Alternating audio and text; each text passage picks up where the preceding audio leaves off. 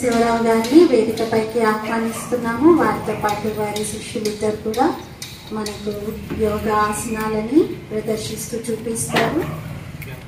ముందుగా ప్రార్థన చేద్దాము, తర్వాత జ్యోతి వెలిగిస్తూ విధిపూర్వకంగా మనము ప్రారంభించుకున్నాము. ముందు ప్రార్థన గీతంతో యోగా మాస్టర్ గారు ఆరంభిస్తారు. బ్రహ్మకుమారి సంస్థ యొక్క ప్రతి యోగా డే కార్యక్రమంలో సాంబశివరావు గారు గత కొన్ని సంవత్సరాలుగా ప్రతిసారి వారు సమయాన్ని కేటాయించి వారి బృందం అందరినీ కూడా తీసుకొచ్చి ఇక్కడ ఈ యోగా కార్యక్రమాన్ని నిర్వహిస్తూ ఉన్నారు. చాలా సహృదయంతో వారు బ్రహ్మకుమారి సేవల్లో సహకారాన్ని ఇస్తూ ఉంటారు. మరి వారికి ఈ కార్యక్రమంలో స్వాగతం, సుస్వాగతం. ఒక్కసారి గట్టిగా క్లాపిస్తాము. ప్రార్థన గీతం.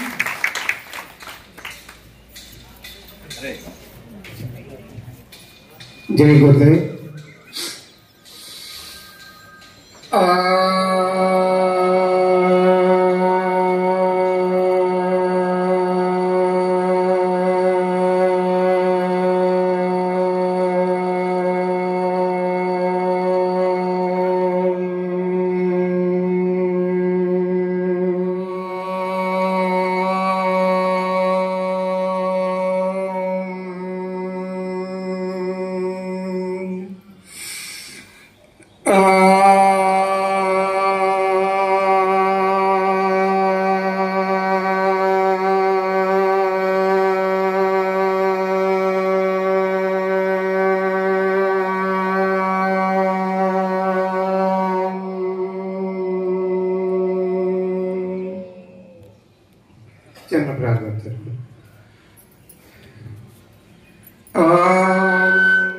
संगजद्वं संवदद्वं संवो मानसजानता देवा भागं यदा पूर्वे संध्याना न उपासते संध्याना न उपासते संध्याना न उपासते। जय गुरुदेव। ఓం శాంతి। ఈ సంస్థ పేరు ప్రజాపిత బ్రహ్మకుమారి ఈశ్వరీయ విశ్వవిద్యాలయం. ఇది 1936వ సంవత్సరంలో స్థాపించబడి ఉంది. దీని యొక్క అంతర్జాతీయ ముఖ్య కేంద్రం మౌంట్ ఆబూ రాజస్థాన్ లో ఉంది. మరి ప్రపంచ వ్యాప్తంగా 5 ఖండాలలో 140 దేశాలలో ఈ యొక్క సేవా సంస్థ సేవలను అందిస్తుంది. కొన్ని వేలకు పైగా సేవా కేంద్రాలు ఉన్నాయి. ఇక్కడ చెప్పేటువంటి ముఖ్యమైనటువంటి concept one God one world family. ఈ యొక్క సంస్థ యొక్క బ్యాక్ బోన్ డ్రైవింగ్ ఫోర్స్ ఎవరు అంటే స్వయం భగవంతుడు, శివ పరమాత్ముడు, గాడ్ ఫాదర్ శివ అంటాం, సుప్రీం సోల్ అంటాం, మరి మన గాడ్ ఫాదర్ తండ్రి. అదేవిధంగా ఈ యొక్క సంస్థను అన్ని రకాలుగా కూడా సేవలను అందించడం ద్వారా దీనిని సోషియో స్పిరిచువల్ ఎడ్యుకేషనల్ ఆర్గనైజేషన్ అని కూడా అంటారు. ఈ సంస్థ చేస్తున్నటువంటి సేవలు అనేకమున్నాయి. దానిలో భాగంగా భారత ప్రభుత్వంతో అనుసంధానమై ఎన్నో కార్యక్రమాలను చేపట్టింది. జన్ధన్ అభియాన్, బేటీ పడావో బచావో అని, ఇంకా నషాముక్త అభియాన్ అని యువత కోసం చేపట్టింది. రైజ్ అనే కార్యక్రమాన్ని కూడా స్టార్ట్ అయింది. మరి ఈ రైజ్ అంటే rising India through spiritual empowerment. ఈ సేవను స్వయంగా మన రాష్ట్రపతి ద్రౌపది ముర్ము గారి యొక్క కమలహస్తాలతో ప్రారంభించడం జరిగింది. ఇది చాలా విస్తృతంగా సేవలను అందించింది. దానిలో భాగంగానే విహాస అని కూడా ప్రోగ్రాం ఉంది. ఇలా అనేక రకాలుగా సేవలను అందిస్తూ ప్రపంచ వ్యాప్తంగా అన్ని పరిస్థితుల నుండి, అన్ని సమస్యల నుండి, సోషల్ ప్రాబ్లమ్స్ నుండి స్పిరిచువల్ సొల్యూషన్స్ ని ఈ యొక్క సంస్థ అందిస్తూ ఉంది.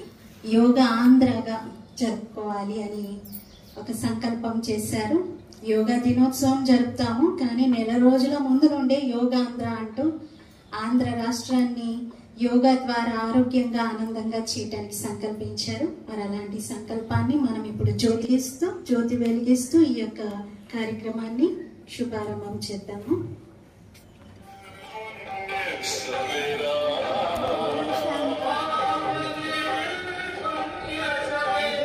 పురస్కరించుకొని ఏర్పాటు చేసిన ఈ యోగాంధ్ర కార్యక్రమంలో మనం ముందుగా రాజయోగిని బ్రహ్మకుమారి రమాదేవి అక్కయ్య గారు మనకి క్లుప్తంగా చాలా బ్రీఫ్గా యోగా గురించి కొంత మెసేజ్ని ఇస్తారు. యోగా ఎందుకు మనం జరుపుకోవాలి, యోగా ఎందుకు అవసరము, యోగా సందర్భంగా అంటే ప్రపంచ దేశాలన్నీ కలిసి ఈ యోగాను జరుపుకుంటూ ఉంటాయి.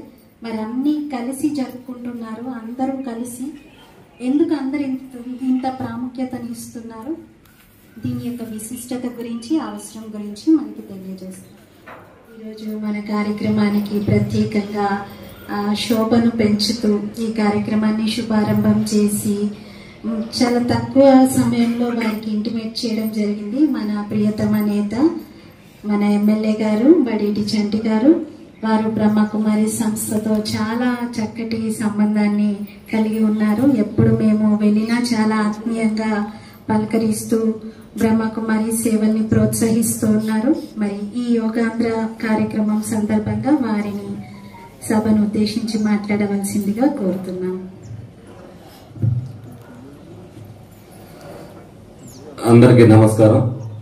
మరి ఈరోజు ఏదైతే కేంద్ర ప్రభుత్వం అలాగే రాష్ట్ర ప్రభుత్వం అలాగే భారతదేశం అంతా కూడా యోగాని ఏ విధంగా ప్రజలకు పరిచయం చేయాలనే ఉద్దేశంతో నెలల ముందు నుంచే ఏదైతే జూన్ 21న యోగా దినోత్సవం చెప్పినప్పటికీ కూడా నెలల ముందు నుంచి కూడా యోగా ప్రజల్లోకి తీసుకెళ్లాలనే ఉద్దేశంతో ఈ కార్యక్రమం నిర్వహిస్తున్నారు.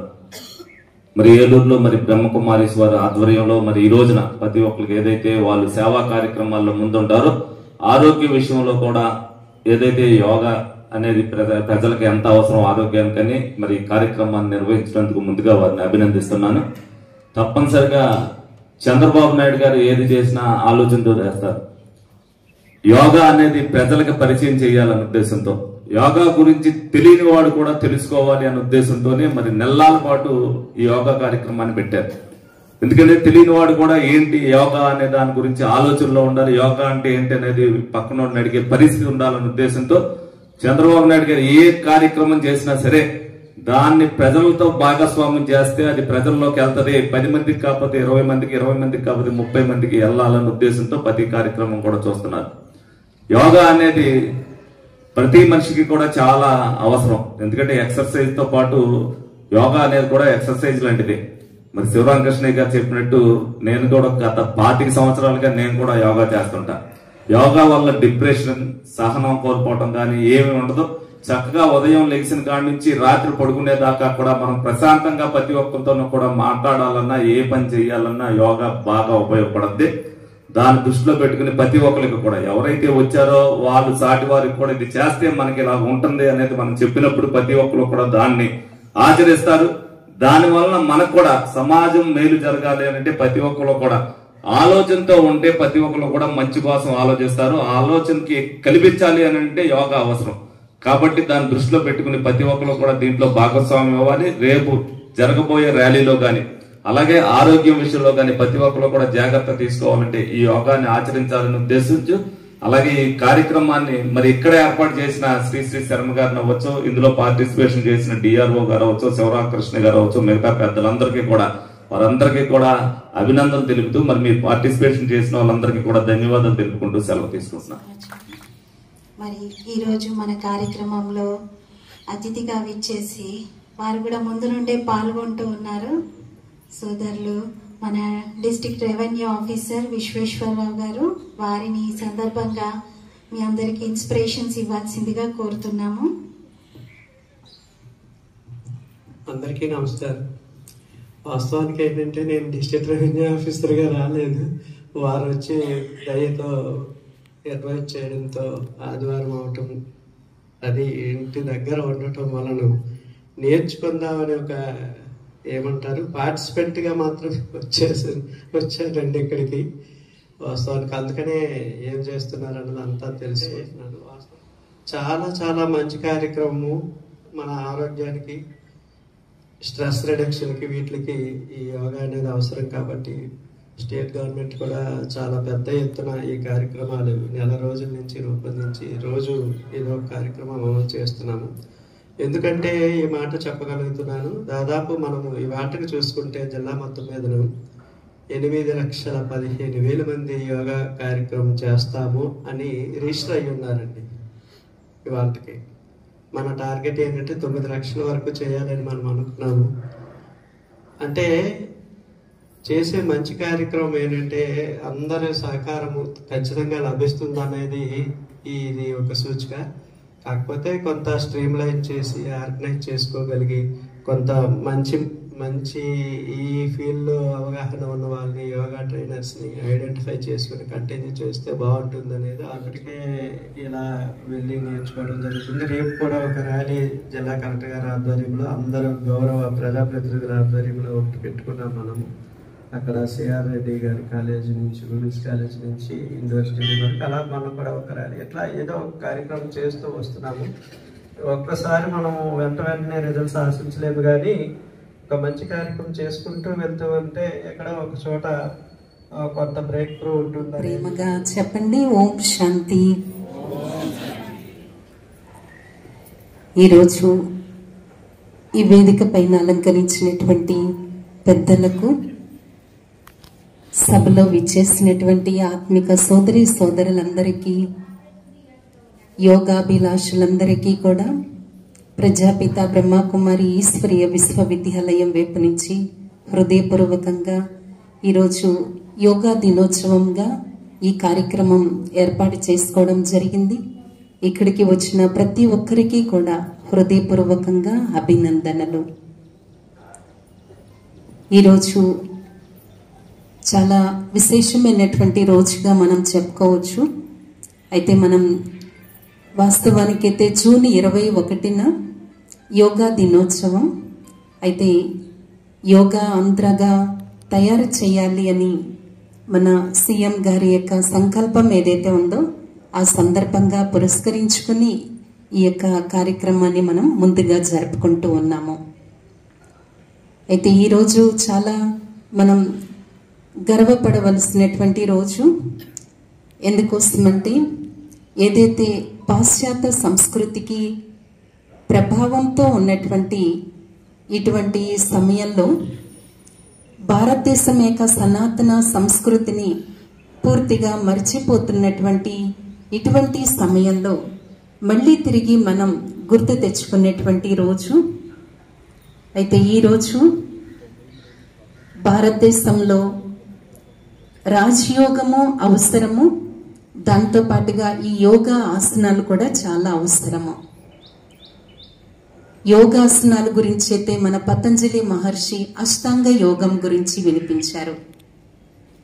అష్టాంగ యోగంలో యమ, నియమ, ఆసన, ప్రాణాయామం, ప్రత్యాహారము, ధారణ, ధ్యానము, సమాధి, ఈ విధంగా అష్టాంగ యోగం గురించి వినిపించారు.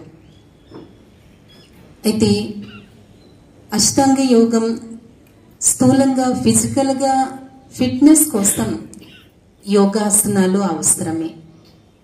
అయితే దీనితో పాటుగా మనం మానసికంగా స్టెబిలిటీగా ఉండేందుకు, పీస్ఫుల్గా ఉండేందుకు, మానసికంగా మనం ఏకాగ్రత పెంచుకునేందుకు రాజయోగం కూడా అవసరము.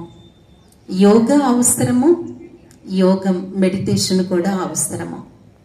రెండు కూడా మనం చేసినట్లయితే తప్పకుండా మనం మన జీవితంలో చాలా మనం ముందుకి వెళ్ళగలుగుతాము. అయితే రాజయోగం, మెడిటేషన్ రోజు కూడా ఈ యోగాసనంతో పాటుగా కొంత సమయం మనం మెడిటేషన్ కూడా చేయాలి. రాజయోగం కూడా, రాజయోగం ఎలాంటిది అంటే మన ఇంద్రియాలపైన నిగ్రహ శక్తి వస్తుంది. ఈ దేశ పాస్తులైనటువంటి యువతని సన్మార్గంలో సద్బుద్ధితోటి మనకున్నటువంటి ధర్మాన్ని, మనం ఆచరిస్తున్నటువంటి ధర్మాన్ని, ఏ మతమైనా ఏ కులమైనా ఏదైనప్పటికి కూడా భగవంతుని ధ్యానం కానీ, అదేవిధంగా ఈ రకంగా మనం మెడిటేషన్ చేయడం ద్వారా కానీ ఒక హీలింగ్ ఏర్పడుతుంది. చాలా చోట్ల ఏంటంటే ఇప్పుడు ఇక్కడ ఉన్నటువంటి మనం కింద డౌన్ ట్రెండ్ అసలు ఎందుకు వెళ్ళిపోతున్నాం, ఏం జరుగుతుంది అనేది మనం తెలుసుకొని మూలాల దగ్గరకు వెళ్ళాల్సిందిగా ఈ సందర్భంలో మీ అందరినీ కూడా రిక్వెస్ట్ చేస్తున్నాను. ఎందుకంటే మీరు చూస్తూ ఉంటారు, మీరు కూడా వెళ్తూ ఉంటారు, పిల్లలు ముగ్గురు పోయి నలుగురు కూడా ఎక్కేసి ఆ గంజాయి మత్తులను లేకపోతే ఇతర టాక్సికెంట్స్ అంటే మందు తాగి లేకపోతే సిగరెట్లు తాగుతూ చాలా అలాంటి మూలాన్ని మనం ఎత్తుక్కోవాలి. తద్వారా అంటే రేపొద్దున మన మీద కురవాడు, ఎల్లుండి మన మీదకి వస్తాడు. సో పక్కన వాడు బాధపడుతున్నాడు, పక్కన వాడిని ఇబ్బంది పడుతున్నాడు అని తెలిసిన క్షణంలోనే దీనికి ఏదో ఒకటి మీరు ఇంత ఆర్గనైజేషన్ ఉంది కాబట్టి మా ద్వారా మన రెవెన్యూ మన డిఆర్ఓ గారు ఇక్కడ నాకు కనపడుతున్నారు సార్. నమస్కారం సార్.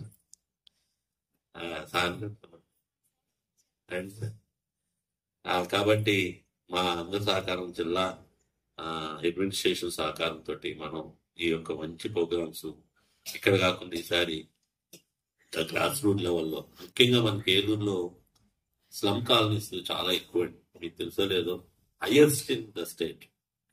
ఎందుకంటే ఆ రోజుల్లో మరి ఎలా పెట్టారో తెలియదు కానీ చాలా మంది ఏలూరు నమ్ముకొని వచ్చినటువంటి అనేక పూర్వకులు వాళ్ళు, అనేక వృద్ధులు వాళ్ళు, అనేక మంది మనం ఇప్పుడు శ్రీరామనగర్ కాలనీ దాటితే అటువైపు అశోక్ నగర్ దాటితే ఒక 7-8 కాలనీలు ఉన్నాయి.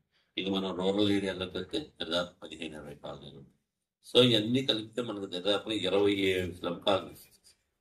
అక్కడికి వచ్చేసరికి వాళ్ళు ఒక డిప్రెషన్, అక్కడంతా బాగానే ఉంటుంది, రోడ్లు చూసినట్టు అంతగా ఉన్నాయి కూడా వాళ్ళు. ఎందుకంటే ఇది పెద్ద ఆర్థికంగా ఉండేటువంటి ఏరియా, ఎందుకంటే మనం అంత ఇది కాదు. కానీ వాళ్ళు ఏదో తెలియని ఒక డిప్రెషన్, వాళ్ళు దాని మీద ఈ యొక్క మేము చివరి వరకు కూడా ఎక్స్పెక్ట్ చేయలేదు. అంటే ఫోన్ చేస్తూ ఉన్నాం కానీ ఇంకా రారేమో అనుకున్నాము.